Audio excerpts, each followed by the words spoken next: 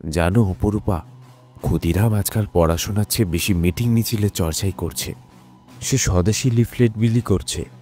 এখন স্বদেশী আন্দোলনে যে ঢেউ উঠেছে, তাতে ওকে এখানে একা রাখা ঠিক নয়। ওর ভবিষ্যৎ নিয়ে আমার খুব চিন্তা হচ্ছে। সত্যি ক্ষুদিরাম, তোমার সাহস ও নিষ্ঠা দেখে আমরা সবাই খুশি। স্বল্প সময়ে তুমি প্রমাণ করেছো তুমি দেশমাতৃকার জন্য যে কোনো কঠিন দায়িত্ব নিতে প্রস্তুত। ফণি, এই ছেলে প্রস্তুত। ক্ষুদিরামের রক্তে আগুন আছে। ওর পথটা খুব কঠিন ভাই। একবার এই পথে এলে কিন্তু আর ফেরা যায় না। দলের প্রতিটি নির্দেশ তোমাকে অক্ষরে অক্ষরে পালন করতে হবে। গোপনীয়তা হচ্ছে এই দলের প্রথম শর্ত। ফিরে যাবার প্রশ্ন ওঠেই না দাদা। মাটি ছুঁয়ে শপথ নিয়েছি, জীবন দিতে হলেও পিছপা হব না। বেশ, তবে শোনো, এবার দলের সবচেয়ে কঠিন কাজটি এসেছে। কিংসফোর্ডের অত্যাচার আর সহ্য করা যাচ্ছে না। সময় এসেছে তাকে উচিত জবাব দেওয়ার। এই ভিডিওটি শুধুমাত্র শিক্ষামূলক ও বিনোদনের উদ্দেশ্যে নির্মিত। এখানে বর্ণিত ঘটনা ও সংলাপ ঐতিহাসিক তথ্যের ভিত্তিতে তৈরি হলেও কিছু অংশ নাটকীয়তার প্রয়োজনে পরিবর্তিত হয়েছে। যদি কোনো ভুল ত্রুটি হয় তাহলে ক্ষমা করবেন। ধন্যবাদ। 1889 সালের 3রা ডিসেম্বর মঙ্গলবার মেদিনীপুরের হাবিবপুর গ্রামে ঠিক বিকেল 5টা। এমন সময় ত্রৈলোক্যনাথ বসুর পরিবারে এক নবজাতকের কান্না শোনা যায়। ঘরের বাইরে তখন ত্রৈলোক্যনাথ বসু দাঁড়িয়ে আছে। এমন সময় দাইমা ঘর থেকে বেরিয়ে এসে বলেন, ওগো ত্রৈলোক্যনাথ বাবু, খুশির খবর এসেছে। তোমার ছেলে হয়েছে গো, ছেলে। তুমি কি সত্যি বলছো দাইমা? আর লক্ষ্মীপ্রিয়া এখন কেমন আছে? আর খোকা সুস্থ আছে তো? দাইমা, তুমি তো জানোই এর আগে আমার দুটো ফুটফুটে ছেলে হলো, কিন্তু তারা কেউই বাঁচল না। হ্যাঁ গো বাবা, হ্যাঁ। মা ছেলে দুজনেই সুস্থ আছে। চাঁদের কণার মতো ফুটফুটে ছেলে হয়েছে তোমার। যাও যাও, তাড়াতাড়ি ভেতরে গিয়ে দেখো। এখন আমি যাই কেমন, আবার পরে না হয় আসবো। খবরটি শোনা মাত্রই ত্রৈলোক্যনাথ ভিতরে যান ছুটে। তার মনে তখন আনন্দ এবং ভয় একই সঙ্গে, কারণ এর আগে তার দুটো পুত্র সন্তান অকালে মারা যায়। তাই এই নবজাতককে ঘিরে তার চিন্তা কিছুতেই কমছে না। অন্যদিকে ঘরের মধ্যে ত্রৈলোক্যনাথ বসুর আরও 3 কন্যা আগে থেকেই উপস্থিত ছিল। লক্ষ্মী, আমাদের ছেলে হয়েছে, কিন্তু তোমার মুখে কোনো হাসি নেই কেন? তুমি কি খুশি নও? ওগো, তোমার মনে আছে এর আগেও আমাদের আরো 2টি ছেলে হয়েছিল, তবে তারা তো কেউই রইল না। আর এখন জানি না এর ভাগ্যে কি লেখা আছে। তুমি অত ভয় পেও না লক্ষ্মী, দেখবে এই খোকার কিচ্ছু হবে না। আমরা ভগবানের কাছে ওর প্রাণের রক্ষার জন্য মানত করব। দেখবে ভগবান ঠিক ওকে রক্ষা করবেন। কিন্তু ওকে নিয়ে আমার যে খুব ভয় হয়। আমার কপালে হয়তো সত্যিই ছেলের সুখ নেই। তাই আমি এক কঠিন সিদ্ধান্ত নিয়েছি। আমাকে দাইমা পুরনো দিনের একটি কথা বলেছে। বারবার সন্তান হারালে নাকি সেই সন্তানকে নিজের কাছে না রেখে তাকে অন্য কারোর কাছে বিক্রি করে দিতে হয়, তাহলে নাকি সেই সন্তানের প্রাণ বাঁচে। লক্ষ্মী, এ তুমি কি বলছো? 3 মেয়ের পরে আমাদের পর 2টি ছেলে হলো, তবে একটাকেও আমরা বাঁচাতে পারলাম না। আর এখন এটাকে তুমি বিক্রি করে দেবে বলছো? এ কেমন কথা? এছাড়া যে আমাদের আর কোনো উপায় নেই। মা অপরূপা, আমি চাই এই ছেলের দায়িত্ব আজ থেকে তুই নে। তুই তোর সবচেয়ে বড় দিদি, আমি ওকে তোর কাছেই বিক্রি করে দেব। কিন্তু মা, আমি এইটুকু শিশুকে কিভাবে? তুই না হয় আমাকে 3 মুঠো খুদ দিস, আর ওই খুদ দিয়েই তোর ভাইকে তুই কিনে নে মা, বাঁচিয়ে নে ওকে। এটাই ওর প্রাণ বাঁচানোর একমাত্র উপায়।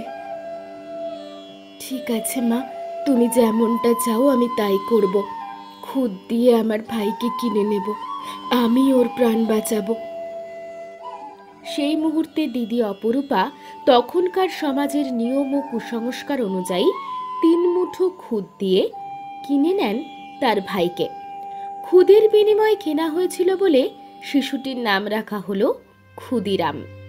এরপর ক্ষুদিরামের বয়স যখন মাত্র 5, তখন তিনি তার মাকে হারান, আর তার 1 বছর পর তার পিতার মৃত্যু হয়।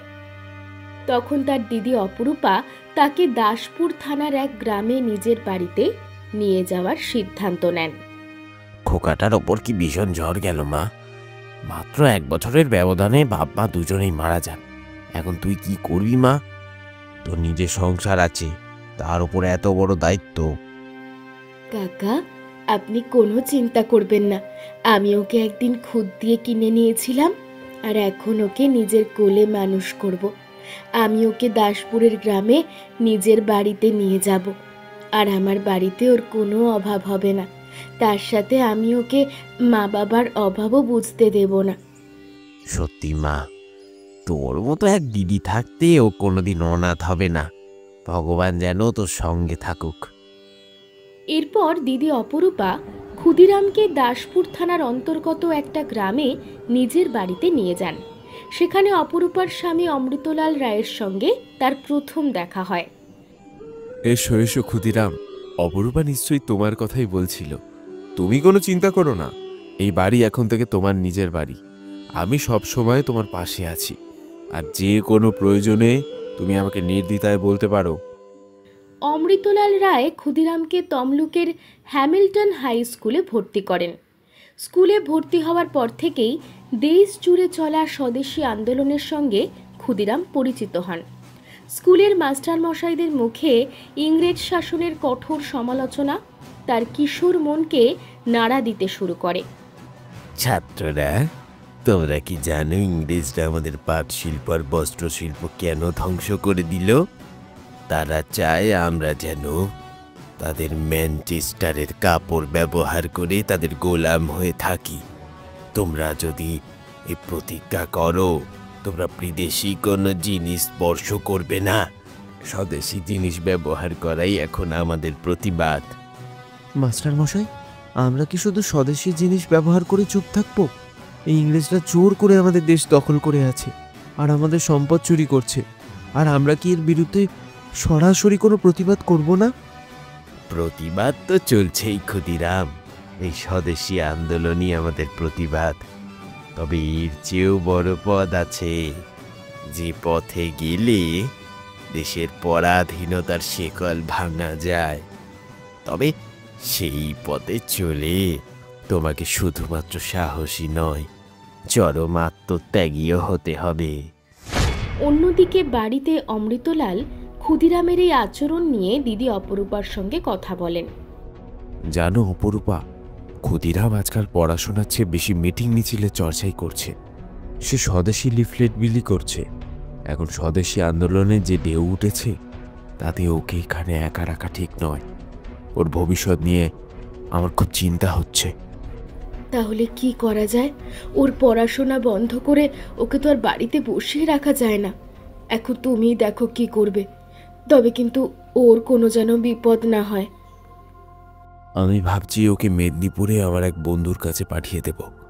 ওখানে মেদিনীপুর কলেজিয়েট স্কুলে ভর্তি করে দিলে ভালো পড়াশোনাও হবে, আর একটু চোখের আড়ালেও থাকবে। মেদিনীপুরে আমার লোক আছে, তারা একটু নজরেও রাখবে। কি বলো? অমৃতলাল রায়ের সেই সিদ্ধান্ত অনুসারে ক্ষুদিরাম তমলুক ছেড়ে মেদিনীপুরে চলে এলেন এবং মেদিনীপুর কলেজিয়েট স্কুলে ভর্তি হলেন। এই সময় তার পরিচয় ঘটল এক অসামান্য শিক্ষক ও বিপ্লবী নেতার সঙ্গে, সত্যেন্দ্রনাথ বসু।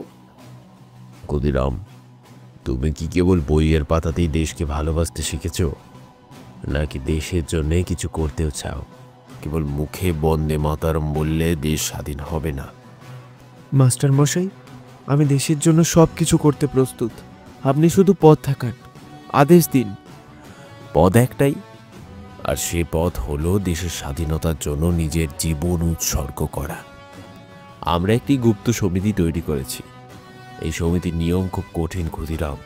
যদি ভয় না পাও তবে কাল রাতে সেখানে এসো। সেখানেই স্বাধীনতা লাভের কৌশল নিয়ে বিস্তারিত আলোচনা হবে। ভয়?